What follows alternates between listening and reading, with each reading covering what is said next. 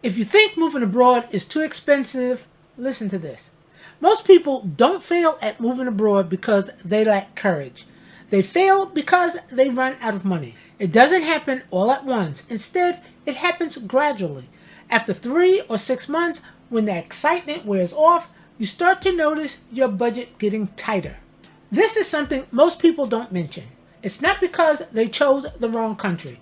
It's because they moved without a financial strategy. If you're thinking about moving abroad in 2026 but worried about running out of money, keep watching. By the end, you'll have a new perspective. You'll learn how to move wisely, not just bravely. When people say, I can't afford to move abroad, what they usually mean is, I can't afford to make a financial mistake during transition. And that's valid. The time right after you move is delicate. You're getting used to new routines, a different language, and a new way of earning money. If your finances aren't solid, that stress adds up quickly. Most people make one of two mistakes. They either underestimate their first 3 months abroad, or they overestimate how stable their income would be during the transition. Both create pressure. So the question isn't, how much do I need? The better question is, how do I structure this move so I don't panic financially? Let's walk through that. You don't need a massive savings account, but you do need breathing room. Picture you move as jumping over a stream. You don't want to land right on the edge. You want some extra space for safety. In 2026, with rising global costs, I tell people to aim for 3 to 6 months of projected living expenses in their destination country. Not U.S. costs, destination costs. If you believe you can live comfortably on $1,500 a month abroad, that means $4,500 to $9,000 in savings. Not because you'll burn through it. It's because unexpected expenses often come up early on, like deposits, insurance, temporary housing, and other setup costs. Without a cushion, every surprise feels like an emergency. With a cushion, surprises feel manageable. That difference in how you feel makes a big impact. Here's something people get wrong. They look up rent in places like Lisbon, Mexico City, or Warsaw. The prices seem affordable, and after checking grocery costs, they feel sure of their plan. But your first month will not reflect your long-term lifestyle. You'll probably eat out more, take more taxis, and pay extra for convenience because you're tired and still learning how things work. Temporary living inflation is real. So instead of budgeting based on your ideal state, assume your first 3 months will cost slightly more. If you plan for this adjustment period, you won't be stressed when your credit card bill is higher than you thought. Enjoying the video? Don't forget to hit that like button and subscribe for more. And if you want to stay updated, turn on notifications so you never miss a new video. Now, let's focus on something even more important than savings: cash flow. Savings protect you in the short term. Income protects you long term. If you work remotely, check that your income is steady before you move. Don't count on figuring it out after you arrive. Time zone shifts matter. Productivity dips during relocation matter. Client churn happens. If you freelance, try to have more than one client before you move. Having 2 or 3 clients is safer than relying on just one. If you plan to job hunt abroad, understand visa restrictions clearly. Many countries don't allow local employment immediately. If your move depends on one fragile income stream, the pressure will show up quickly. The people who move confidently either bring stable remote income, retirement income, or enough savings to give themselves time. Otherwise, the whole process can feel rushed. Not every beautiful city is financially smart for your first landing. In 2026, global hubs are expensive. Lisbon is not what it used to be in 2019. Mexico City is not what it was in 2018.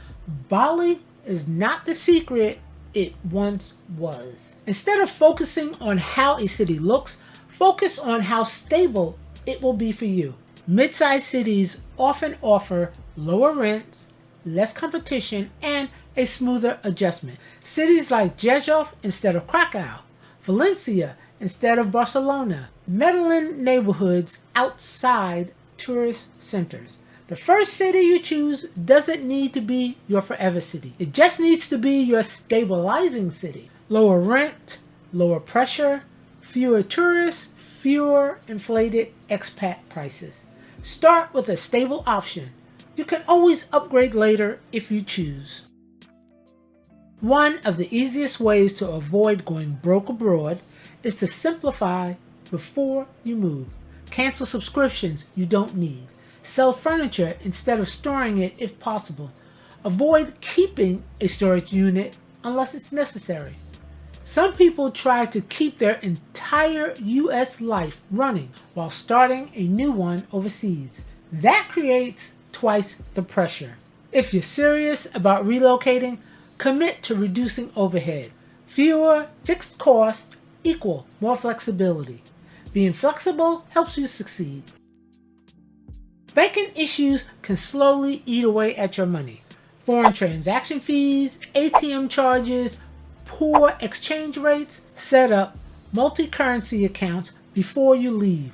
Open accounts that reduce international fees. Understand how to move money without losing percentage points on every transfers. A few dollars here and there feels small. Multiply it across months and currencies, and it becomes significant. The goal isn't to make things complicated, it's to make them efficient. Visa fees are not the only administrative costs. Translations, notarizations, photos, processing delays, appointments. You may need to pay deposits before your residency card is approved. Rather than getting frustrated by these costs, plan for them in your budget. Treat paperwork as part of the move, not an obstacle. If you expect some challenges, they won't feel as frustrating. Here's a mindset shift that saves people thousands. Don't try to live your dream life immediately. Yes, explore. Yes, enjoy. But try to be careful with your spending for the first 90 days. Cook more at home. Delay major purchases. Avoid signing long contracts immediately. Observe neighborhoods before committing. You're not just missing out. You're just making sure you settle in well. The people who go broke abroad often overspend early because they're chasing that feeling of, I made it. Focus on stability first. You can expand your lifestyle later. Before you sign a 12-month lease, talk to locals. Before you choose private insurance, compare options. Before you buy furniture, check resale groups. Since you're new, you might not know what things should cost, which can lead to overpaying. Give yourself time to learn systems. Ask questions in expat groups. Observe patterns. Watch what locals do. The more you learn, the more you can save. Even if you earn the same amount you earned in the US, it feels different. You don't know safety nets. You don't understand emergency procedures.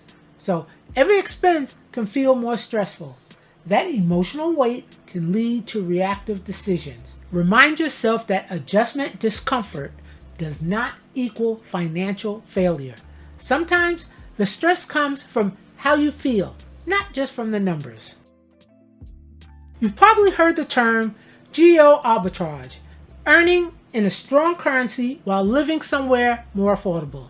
This works, but this only works if you stay disciplined. If you earn $3,000 a month and your rent is $500, you can live comfortably, unless you inflate your lifestyle to match your income. Many people move to an affordable place and then spend as if they were on vacation indefinitely.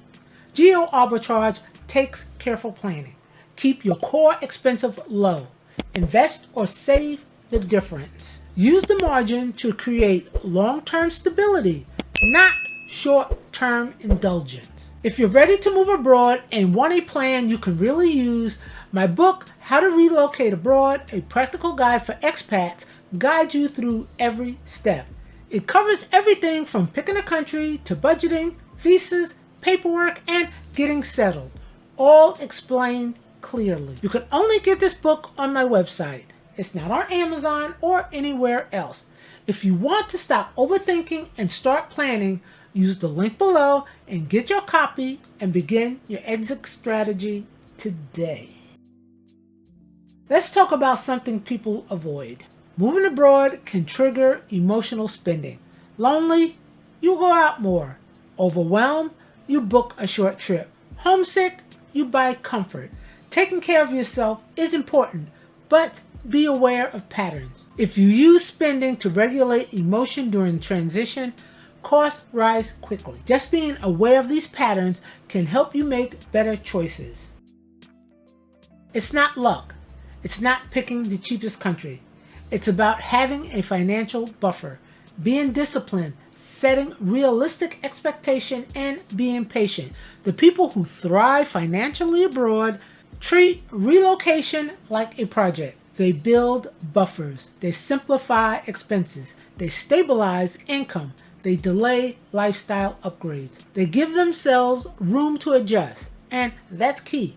Moving abroad without going broke is not about having more money. It's about having a better plan. If you wait until you feel perfectly ready, you may never move. But if you move without structure, you may panic. The best approach is to be prepared and stay flexible. That's how you can make 2026 your year without losing your peace of mind. If you're serious about moving abroad, understand this. Financial stress doesn't come from visible costs like rent and visas. It comes from hidden problems like bad timing, emotional spending, and changes in your income. If you build a cushion, protect your cash flow, choose your first city wisely, and slow down your lifestyle in the beginning, your odds of long-term success rise dramatically. You need to make thoughtful choices. Once you understand this, moving abroad feels less risky and more like a smart decision. Now, if you want to go deeper into the specific expenses